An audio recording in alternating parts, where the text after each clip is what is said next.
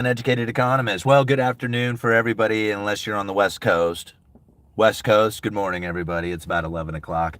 Doing my lunch here, live stream. Thought I would talk a little bit about the gold standard. Should be out here for probably about, I don't know, maybe 35 minutes, 40 minutes or so. But we ought to be able to get a lot into this live stream. So before I get started on it, just kind of wanted to talk a little bit about my feelings towards silver. I am a big proponent of silver. I like silver. In fact, I think it's probably the number one asset that you should own if you have nothing going on in your life. Like if you are just starting out, have no idea what it is that you need to do to put your money somewhere, buying silver bullion is probably one of the safest, smartest things that you could ever do to get your initial saving started, the emergency fund, having something that's outside of that third party claim. I really just don't see where silver can be beat. In fact, I even have, come to think of it, I have quite a bit of silver even on me that I just carry normally. I have this here Bitcoin token that was given to me by my buddy Patrick, and it has a half an ounce of silver in it. I carry around this silver bar. I don't know, it's so shiny outside, and so much light you can hardly see it. There's about 2 ounces of silver in this. This is one of the few pieces that I carry that is actually sterling silver. So it's not quite pure, but there's 1,000 grains. So I think that's pretty cool. Don't really own a whole lot of pieces that are in grains. I have this here, my wedding ring, right? Half ounce or $half, half silver dollar. That's on there. Right? Necklace. I have about 5 ounces of silver that I carry with me almost on a daily basis. Just regularly, just casually have it. That's how much I appreciate silver, and I love this stuff. I mean, I love it a lot, but I'm not married to it. Right? If there ever came a time in which that silver ran up to $500, $1,000 an ounce, yeah, you bet I'd probably sell it off pretty quickly. But the question that I'm going to bring up today's discussion is, what would it be like? Or here's the thing. I had a comment in, I believe, yesterday's video that said, if we could only have the silver, if the buck was only a silver again, then, everything would be cool. Something like that. I mean, I don't know if that's exactly how the comment went, but it was something along that idea. And there's a lot of people who have the same theory or the same discussion that if we were on a gold standard or a monetary system that was backed by metal, then the governments would be very limited. We would have very stable prices and everything would be awesome, right? And everybody, I hear this a lot. But I don't hear a lot of people who counter that with the ideas of why it is that we even left the gold standard to begin with. Now, of course, if you listen to a lot of conspiracy theorists out there, or maybe, just even people who are anti-Fed or just anti-government or, whatever, or maybe they're just bullion dealers or something, they'll kind of go off of this idea that it was done purposefully by men to make everybody poor and to concentrate the wealth into their just their hands or something of that nature, right? This is something that you would hear quite a bit. And now I would almost agree with that, but I don't necessarily think that it was done purposefully with that intent, right? Although that is what the outcome ended up being. And I would imagine that there was probably people back in the day who saw this and recognized that it would create a concentration of wealth and a separation between the rich and the poor by leaving the gold standard, by, moving off of silver and gold back in the dollar and just going to a straight fiat. So we have to kind of think back, what was really taking place that caused the dollar to become so prevalent out there in the economy that there was literally so much printed up that they could no longer back or use gold to back it, right? There was just simply too many dollars out there for all the gold that was being claimed to it, right? So basically the United States ended up with all this gold and printed up too much money. And this is what a lot of people are saying, right? So if we had this gold standard, everything would be stable. Well, here's the thing. When we were a manufacturing powerhouse, it was awesome. We were producing all the world's greatest stuff and we were sending it out there to the world. And they were sending us their gold, which was working out really well for the United States. Our standard of living really started to increase. We enjoyed the benefits of this industrial revolution and all the wonderful products we distributed out to the world. we had a great time enjoying this kind of moment. Right? But here's the thing that a lot of people don't take into consideration when they say, hey, we should return back to a gold standard, is that when we were manufacturing all this stuff, right, and we were sending this stuff out to the world and they were sending us their gold, something very interesting started happening to the transactions outside of the United States, and they became very limited. They were having a very difficult time. See, if they needed gold in order to do the transactions, all the gold was sitting at the United States. They couldn't do the transactions like they once had. So now this was a problem. So this is where the dollar started to step up. And it was just like, well, you know, if you don't have gold, we have these dollars. These dollars are almost as good as gold. I mean, everybody believes that it's good as gold. Like you could take a certain amount of dollars and go and get a fixed amount of gold with it. Well, that makes those dollars as good as gold. And there's a lot of these dollars in order to do the transactions with, hey, look at this. We got liquidity, right? And now this is really where the problem started to step up, is that the world was demanding liquidity. They wanted to be able to do transactions. Sure, everybody wants gold, right? Everybody knows that gold is the safest, the secure, the most stable. Everybody wants that stuff, but there's simply just not enough of it to provide all the transactions that are out there. Like, hey man, why don't you buy this product from me? Hey man, why don't you, I got a service that I can do. Love to buy it, love to buy, your service, whatever.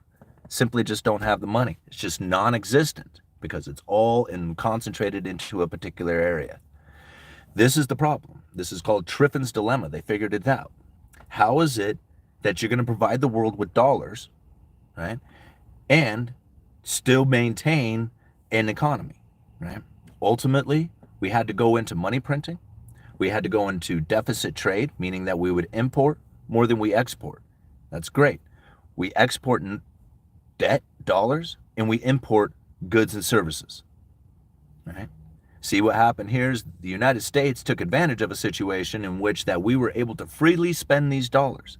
Take a look at the link I leave down in the description. It comes from the IMF. That's exactly what they said. The United States enjoyed the ability to freely spend dollars. Print it up and spend them at will, right? That's literally what the IMF paper says. And the world was loving it because they were getting all these dollars in order to do transactions with each other with. And so everybody was happy with the idea that the United States was going into this idea of providing liquidity to the world, knowing that they could change those dollars over to gold, until the day they couldn't, right? And then we had a major problem, because if the world wanted their gold back, we didn't manufacture enough stuff for ourselves that would maintain our standard of living. If we started moving that gold back out to the rest of the world, like what would typically happen during, any kind of run up in business and then a depletion in business, there would be a redistribution of that gold. We were going to face that same consequence. We were going to run into major issues with poverty and misery, right? Just simply from the idea that there would be no more gold here and we were not a manufacturer any longer. So this was a major problem that Nixon, I don't even think it was Nixon who figured it out. I'm sure it was the central bankers who were telling Nixon, listen, you got to sever this gold standard thing or else we're going to go into some major issues as far as poverty and misery goes. So if you sever the gold standard and we can trick the rest of the world into believing that they can continue to use dollars, providing the world with that liquidity, well, maybe we might be able to save this monetary system. It almost failed, but it worked. Right? And the world went on to the dollar, used the dollar, convinced by the dollar, and said, hey, there's really nothing else that we can use other than the dollar if we want to continue to do transactions. And so here we are today. So returning back to silver standard, or silver as far as monetary metal goes, well, it would probably work out pretty well for the individuals who have already stacked, right? Because they would be loaded up on a bunch of money. And that dollar value or the silver value comparatively to what you could buy would just explode, right? Because you would literally have to have silver if you were going to buy anything. Then what would end up happening from there is that we would use this silver to make purchases that were outside of the United States in order to maintain our standard of living. Now, yes, we could lower our standard of living, but really the idea of going back to silver was supposed to be a benefit, right? It's a benefit to those who have it, but those who don't have it, they're going to end up suffering because they don't have silver to buy anything with. and there's going to be a depletion of the amount of stuff that is going to be here, because if you don't take that silver and send it out to the world isn't going to send you stuff. You see, the problem that's facing here now is that there's going to be very little amount of business transactions that are taking place here within the United States, or as far as establishing business or conducting business, because it's going to be a very limited amount of money going on out there, and most of it's going to be end up leaving the country anyway in order to provide the stuff to maintain our standard of living. So those who can hold on to the idea of keeping that silver and not spending it, because it's going to be really valuable, like even just a little bit of silver or gold would probably buy quite a bit out there, but you would have to hold on to that, right? Or else it's going to end up leaving the country. You see what's happened here, right? You see the problem that comes from this? Now, again, like, I'm a big time believer in silver. I'm a big time believer in gold. I think that if anything out there that you should buy, that's it. Like, there is very little things that I see out there like silver when you think about how unloved, unappreciated, how valuable, how rare, how useful, like it has been for 5,000 years, and yet nobody touches it. Like, as an individual, I think that silver is probably the number one place you could be. But as far as a return back to a monetary policy or a monetary standard, I think that's going to be a terrible idea, and we would suffer in pain and misery from that kind of thing if that was to take place. Ultimately, in the end, I think we're going to end up facing pain and misery once the dollar system collapses. But I don't see that in the near future. I mean, that's something that's a little farther out. And when I mean a little farther out, like possibly generations out, like not next year. Not like a lot of people were anticipating a couple of years ago. I don't know how many people ask me, when does the dollar fail, next year, the year after? And I'm like, no, we got a long, long ways to go before we see the dollar fail. All right. Thank you all for joining in. Thank you so much for that super chat. We got it from Intrepid Soul. Thank you very much for the $5. Fiat solves some problems. Bitcoin solves some problems. Nothing is perfect. I absolutely agree with that, Intrepid Soul. Like, when it comes to a monetary policy, I really don't think a returning to a gold standard, or I don't even think that's possible, for one. But even if we could, I don't think that would be a good thing for a lot of people out there. Like, for people who are aware, like people who are probably watching this channel right now, we would do extremely well during that situation. But you have to think of like what the general economy is going to look like out there when it comes to like retired, when it comes to, like especially the retirees. Like, that's probably the number one concern that I would have, because they're a huge demographic and they are dependent upon this fiat currency monetary system to continue on. If that fails, then what do you do? I mean, it's going to be, I don't even know how to describe it. It's going to be very painful and traumatic experience for those who have just all of a sudden realized that their entire retirement is gone, right? That's what a gold standard would most likely do to most retirements, unless they had already positioned themselves into gold and silver and miners and stuff like that, so that they could be in a better position of it. But for the most part, most people are basically dependent on like treasury bonds, debt-based kind of assets like that, which would mean that the monetary system would have to continue functioning on the way it does. All right. Who loves Jay Powell? All right. Let me go back up here and read these comments. All right, UE. Hi, Simon. Silver and gold. Keep them in a Pelican case. Yeah. Hands full, piloting my truck, headed for Indiana. Nice, bro. Head up there and get that work done, man. All right. Hi, everyone. Me too. Have a 3.7 millimeter Cuban link 14 karat chain. Can go into a gold shop and get $1,000 cash if I'm ever in an emergency. A gold standard is terrible.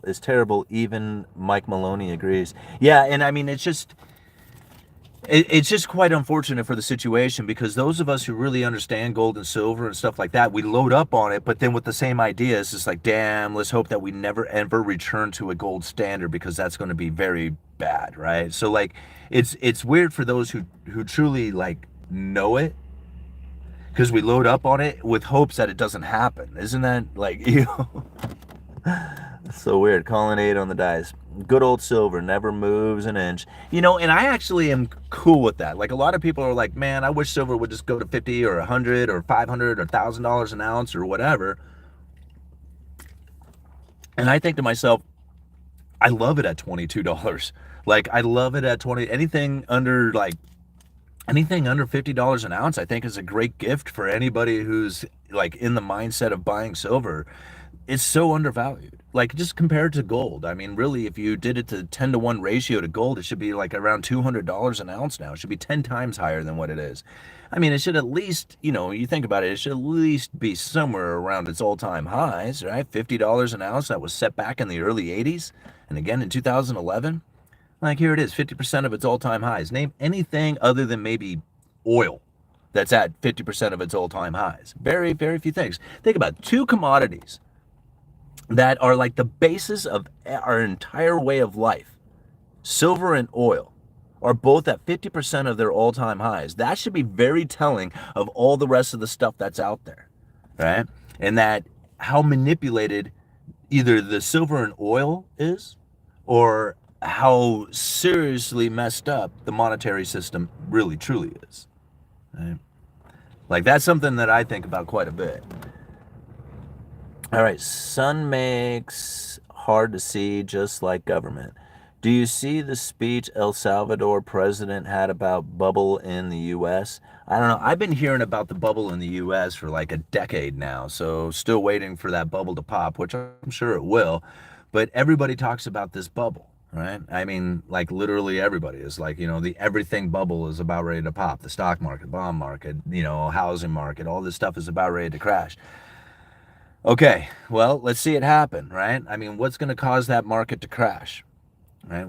Like, you think about it, what is a crash, right? A crash is when all these assets lose price, like lose value. Your house price goes down, the stock market goes down, all this other stuff. What does that really mean? It means the dollar is strengthening, right? I mean, so it's a crash to those who are not in the dollar, but in assets, but it's a huge boom for those who are in the dollar. Right? So if you're sitting in cash and you come into a crash situation where all the prices of assets are falling like tremendously, that's everything going on sale. Right? So now, I've been a strong dollar theorist for a very long time. Like, I mean, if you follow my channel for any length of time, even during the pandemic and all the inflation scenario that everybody was talking about, I kept saying, like, I mean, I didn't want to agree with the Federal Reserve, but I was looking at the word transitory, saying, yeah, that's what happened with lumber. I mean, that's exactly what happened with lumber. Now, nobody wants to look at lumber anymore because the price had gone back to normal and everybody just wants to find inflationary products out there. But they love to look at inflation and compare lumber at the time when it was running up to $1,700 per thousand. Money printer go burr, lumber prices go up. Take me to someplace expensive. They take them to a lumber yard, like all the memes and all the talk about lumber, Guy had a little baggie of sawdust talking about, like, don't chump me, I know what I got here, or something. Like, all this talk about wood being so expensive due to the money printer, and I was one of the few people saying, what are you all going to say when it goes back down to normal? Right? Here we are, back down at normal prices, able to call it like the entire time. Right? And it's because of the way that I understand the monetary system that I was able to do that, but most people don't want to look at it that way. Most people just want to look at it as the money printer goes per and all prices go up. What else do you need to know? Well, I need to know exactly how it is that I was able to call out lumber prices before the prices went back down to normal, when they were spiking at $1,700 per thousand. Right? Understanding the breakdown of the supply chain as well as I did gave me a clear view of what it was that was going to take place within lumber. I knew the prices were going to come back down to normal because all the mills were ramping up production like crazy. Once that supply-demand imbalance was cured and we found equilibrium, prices returned right back down to normal. The reason why we're not seeing an equilibrium in a lot of stuff out there is because most stuff is manufactured outside of the United States. Right? You got global transferring of manufacturing bases, new distribution partnerships. There's all kinds of like logistical issues that have transitioned from the time of the pandemic of getting nothing and building warehouses and loading those warehouses up with stock. Now you have to pay a higher price for the stocked inventory, pay for the extra insurance, the security, the lease on the building, all that other stuff, when a just-in-time delivery service is now beginning to start to reestablish itself. Right? This is why things take so forever, is because people don't take these things into consideration. Just look at trucking right now. Hold on, guys. I need to put the sunscreen up here. Just look at trucking right now. Freight Waves is an excellent website to go to get information about like what's going on within the trucking industry. There is logistical companies who try to find different product, or what they are doing is they have a list of people who are looking to drive a truck, and then they try to find products or stuff to put on those trucks, right? These logistics companies who were just rolling in it a few years ago when there was like a huge demand is now suffering big time. You see them laying off and closing their doors all over. Trucking companies themselves are shutting their doors down, laying off hundreds of people, practically daily. Right? And now think about it. These are trucking companies.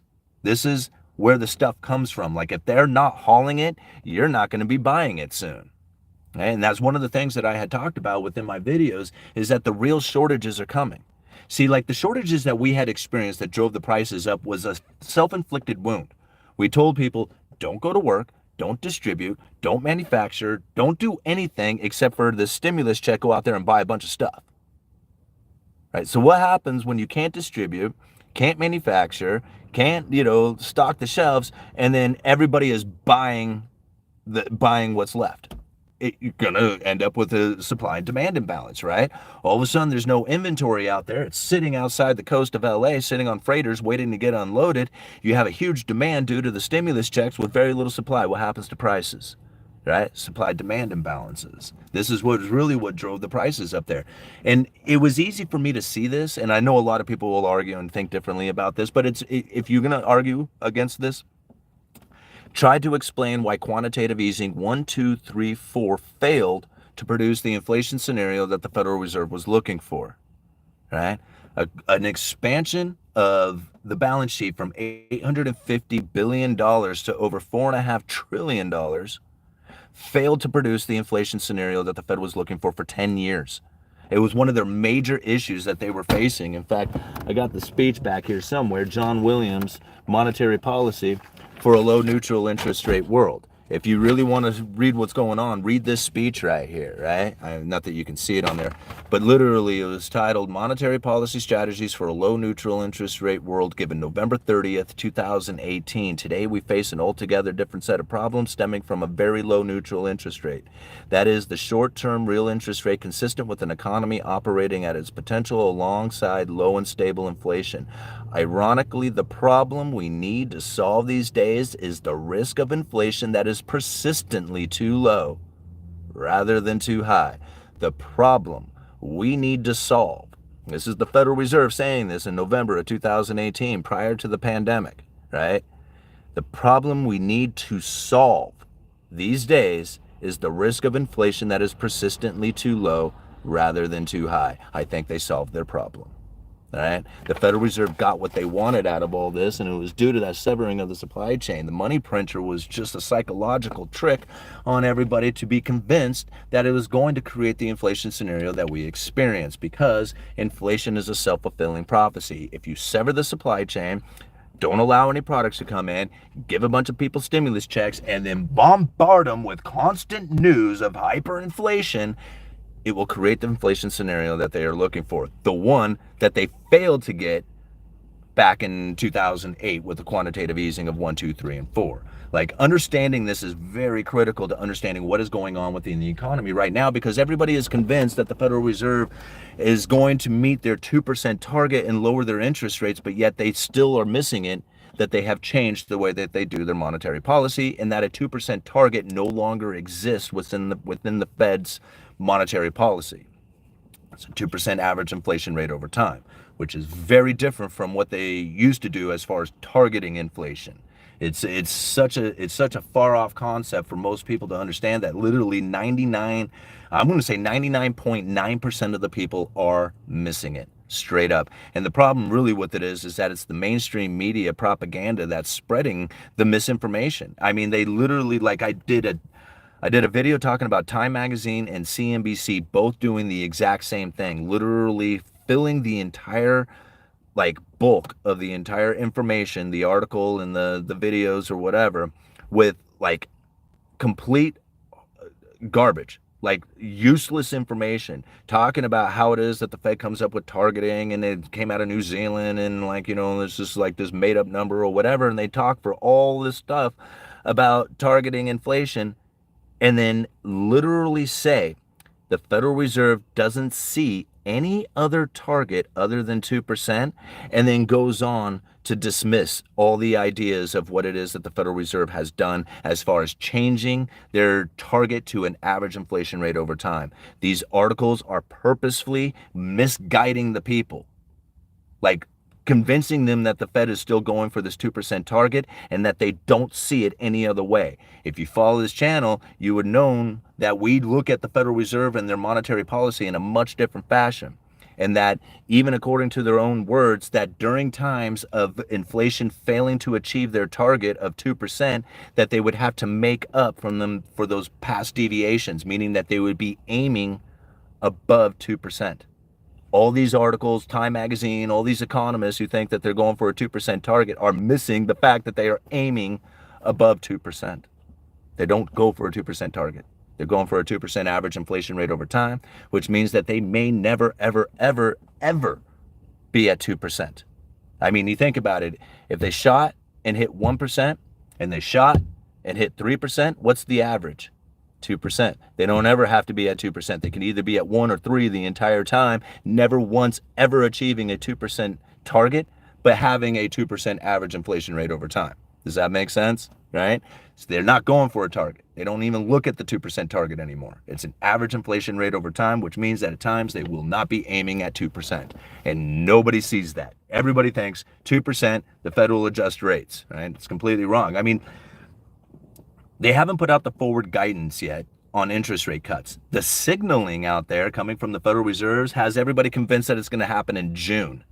Like literally, there is not one statement coming from the Federal Reserve directly, from their statements, from anything, that says that they are going to be lowering rates in June.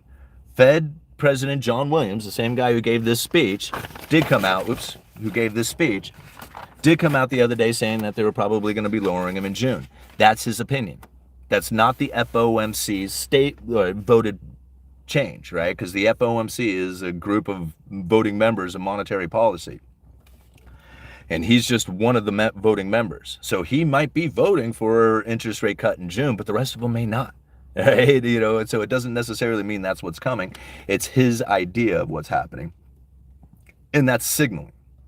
That's not forward guidance. Forward guidance is when they actually say, hey, we're going to be doing this in 6 months or something down the road.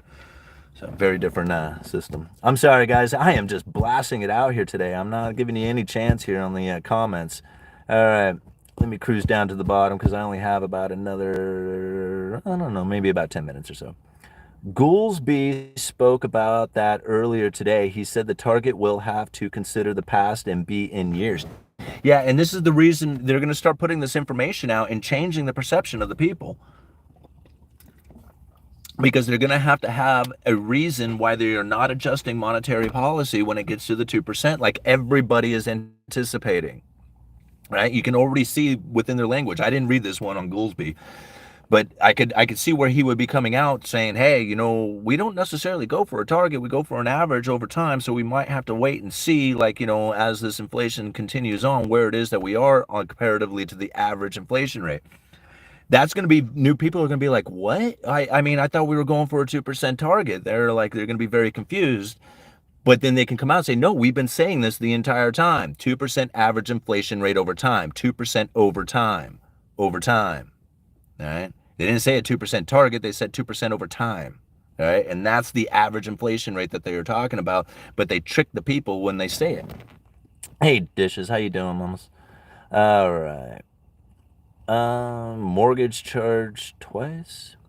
I think it would be a huge mistake to cut rates. I kind of agree at this point. I think it would be as well. You know, one of the things, like, I don't know if a lot of people really consider when I read these articles talking about how the Federal Reserve is going to be lowering interest rates going into the future, is that typically they don't lower interest rates going in unless they're going into like economic bad times. Like there is recession on the horizon. There is financial crisis, there's pandemic, there's war, there's something happening that is causing the Federal Reserve to face economic shock, right? They don't do it just because it's fun, right? Like it was just like, oh, hey, I guess we need to lower interest rates now because, everybody's feeling pain and suffering. Like that's not where they do it. Like, I mean, it would make sense for like on the other side of it when people would read the articles and hearing it from the politicians, that would make sense. Like, this is like the Federal Reserve should not be inflicting all this pain and suffering, but that's not what comes from the Federal Reserve. Like the Federal Reserve is just like, you guys are all working. What do you talk about pain and suffering? As long as you have a job, you shouldn't be in pain and suffering.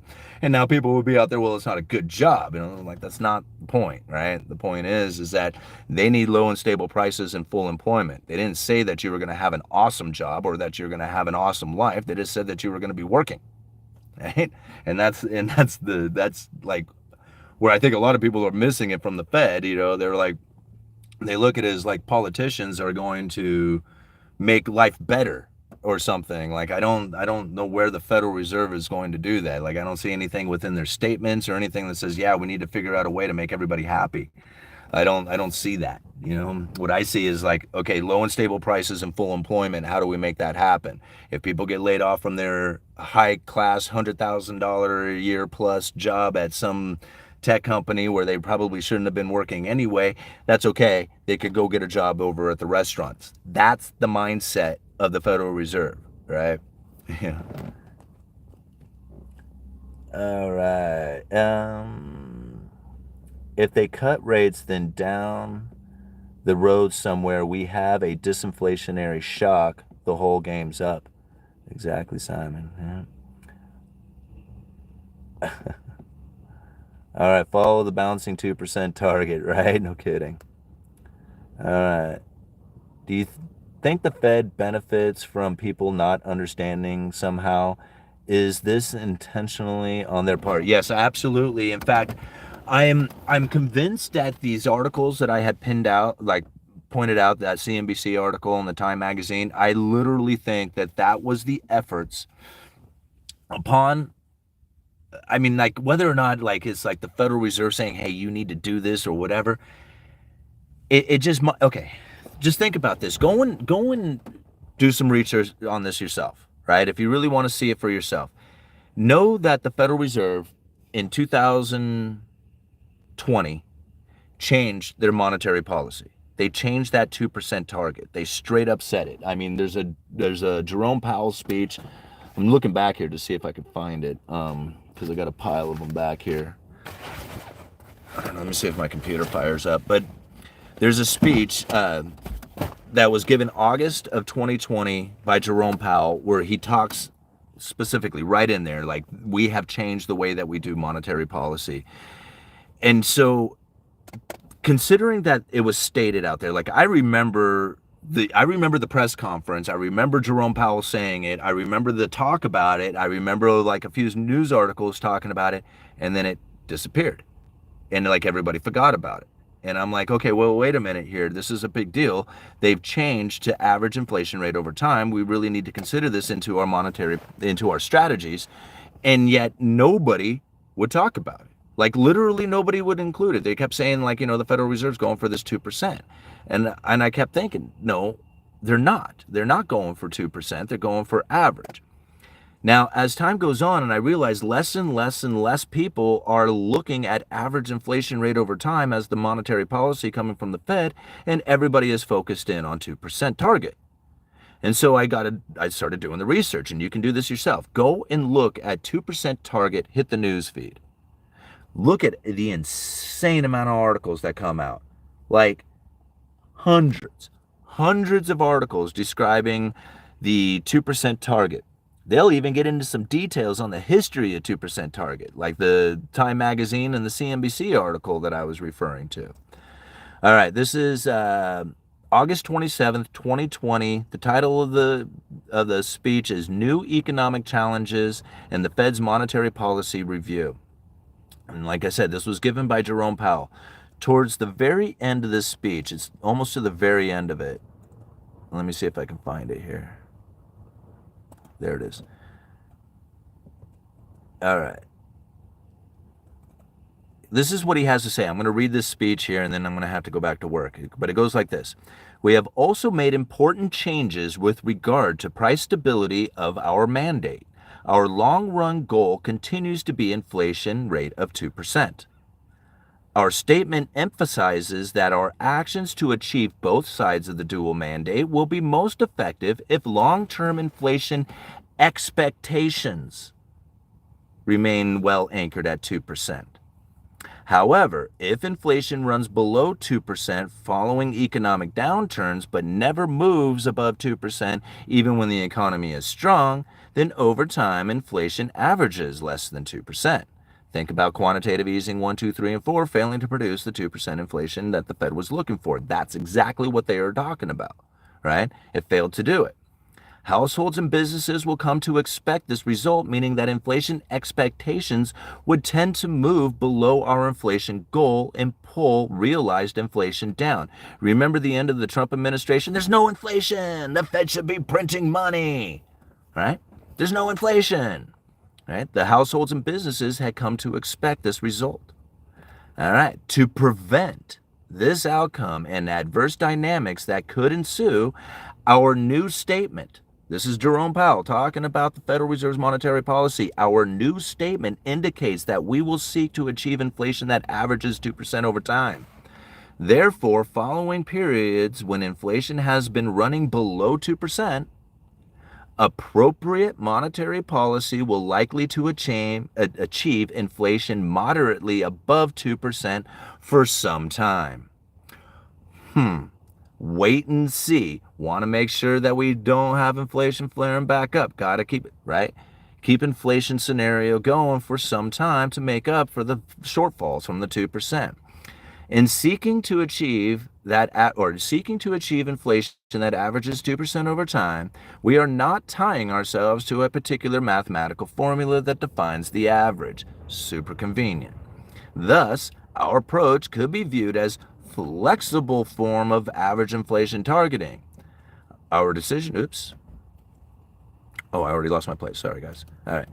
Our decisions about appropriate monetary policy will likely continue to reflect a broad array of considerations. It will not be dictated by any formula, right? So when you get to 2%, are you going to? No, that's not the case. They don't have any formula they're going for. So even that 60 Minutes interview where they were trying to grill Jerome Powell on the 2% target and adjusting interest rates, he says, oh, no, that's not what we said over time. We're looking for 2% over time, right? Which is very different. And they don't have a mathematical formula for it.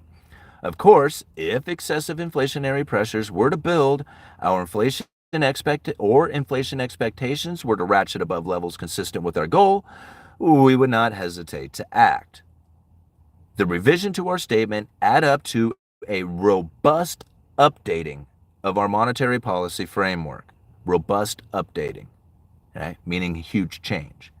Nobody sees this. This is one of the few things that I feel that this channel has keyed in on in a way that very, very few economists, news broadcasts, articles, anything that's out there, like very few people have taken this into consideration except the Federal Reserve itself, right? And the Uneducated Economist and probably one or two other YouTubers out there who have clued in on it as well.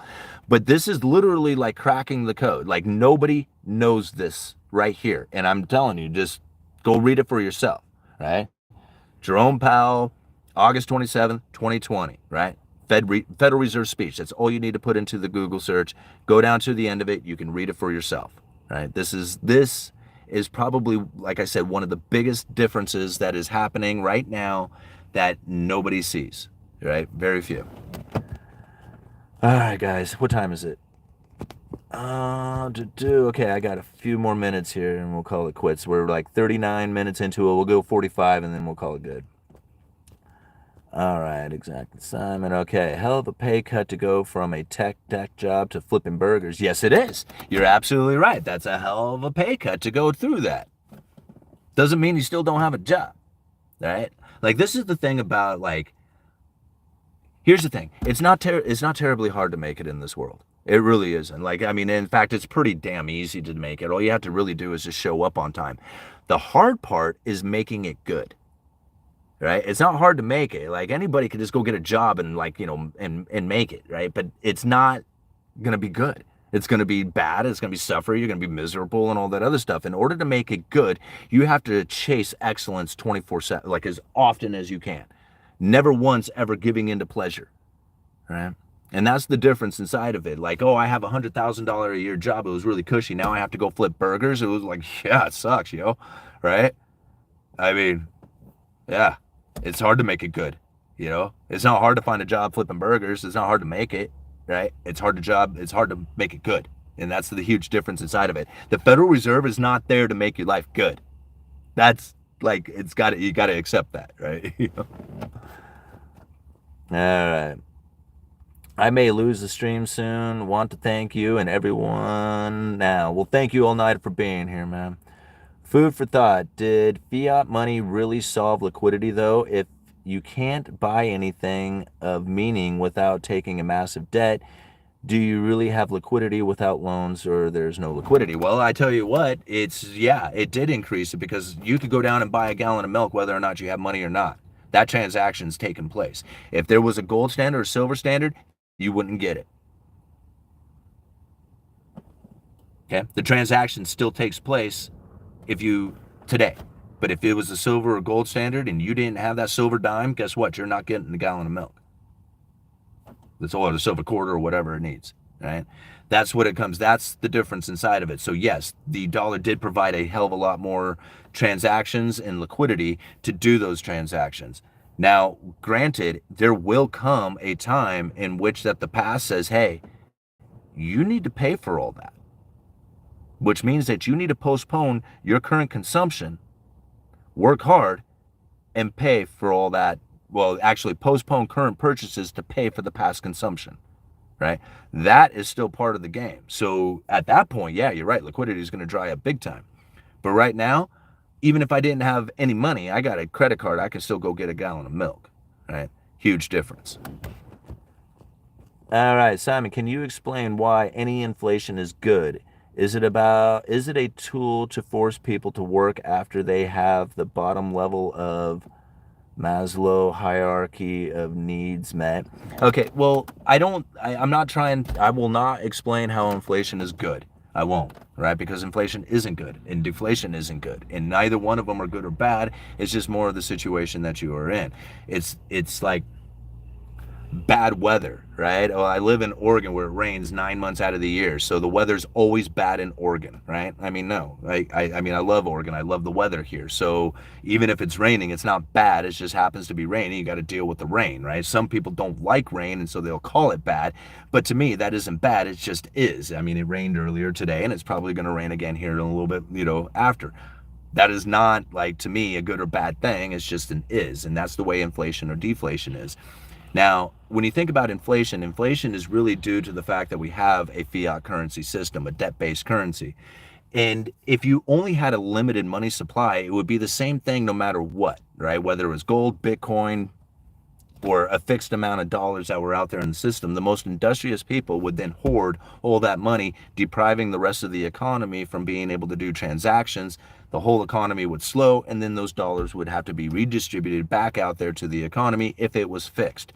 So if we have a situation in which that you have this constant expansion, right, at 2%, well, then you wouldn't have that redistribution of wealth taken off again. Instead, you have these debt cycles that take place. Well, the only problem with this is that the debt cycles cause a continuous increase of new money coming into the system. And what we've learned from the Cantillon effect is that anytime you have new money coming into the system, you have separation between the rich and the poor.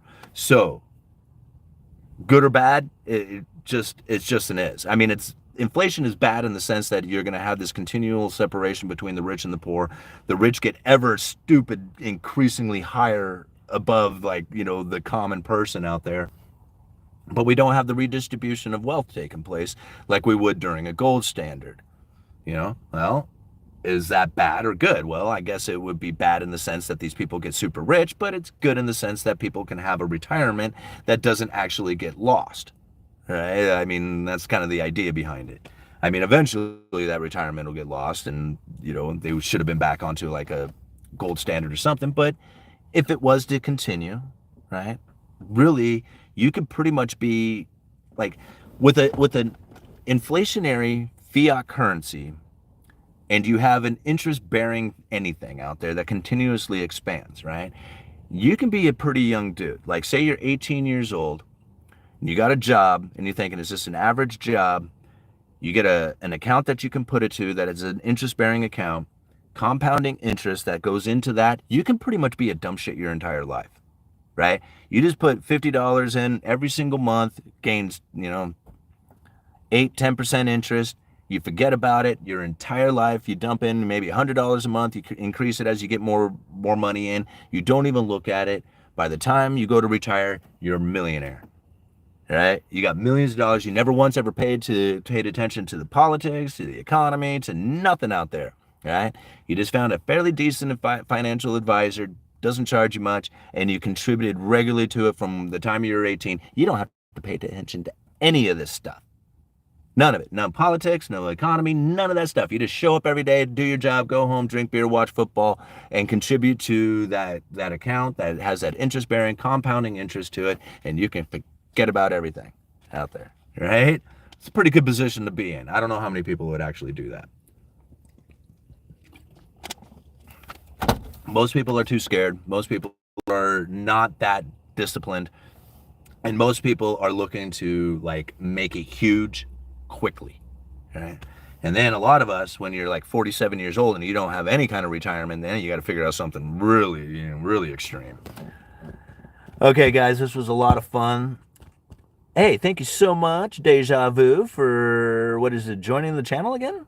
I see it says member for 2 months. Thank you so much for being here, Deja Vu. And you guys, I'm sorry I skipped over all these questions. It looks like there was a lot of them in here that we really could have gone over. I guess I just kind of took it all for myself when babbling away. But I like the idea, Wayne. Unfortunately, I can't write anything at work. I build medical devices, and they worried about China getting a hold of sensitive info. It's a confidence game. The e-ticket is expired. Hey, Simon, congrats to that deflation inflation explanation. That was amazing to see without a script. You're really good. You really got that stuff down. Wow.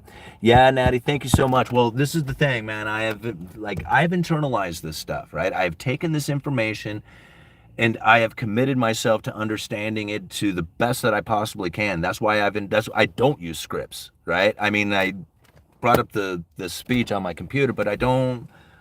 Like, everything that I spit out is literally coming from my understanding of what it is that I have gathered. Like, and that's where I feel like a lot of people, if they were to take on this kind of information the way that I have, like, their business decisions would be better, their investments, the way that they conduct themselves, and like in just their purchases, like purchasing a car or a house. Like, having this information internalized just gives you the understanding of where it is that you need to go, like without question. Like, if you're questioning, you're looking, going on the YouTube and you're like, man, what does this guy have to say? What did he have to say? What did that person, and you're looking all around. It's like, who's right? Who's wrong? Who's whatever. That's you're lost, right? If you're going to YouTube and you're like, man, I really like this guy's opinion. It really jives with the things that I've been thinking, right? That's a difference. You have internalized the information, and that's really where you want to be.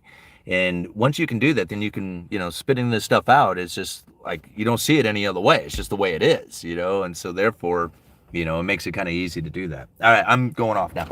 All right, Uneducated Economist, guys, you let me know. Have a great day, Simon. You sure have helped me out since 2023. Well, thank you, Fire on the Grom. All right. Thanks for the answer from earlier, Yui. So basically, fiat money is core, and it's kick the can down the road system. It makes it work in the present, but at some point, watch out. Yeah, exactly. All right, bye. All right. It's a dumb name. No, it's cool. It's all right. Crom is a motorcycle. Like the chat. Okay, guys, thank you so much for being here. We got 93 likes right now. Let me see. I'll give you 2 minutes, right? 2 minutes to go and hit that like button. Let's see if we can get it up to like 150 since we have 200 people watching right now. Go hit that like button right away. We're going to give it 2 more minutes out here. I'm going to see if I can find another comment to read.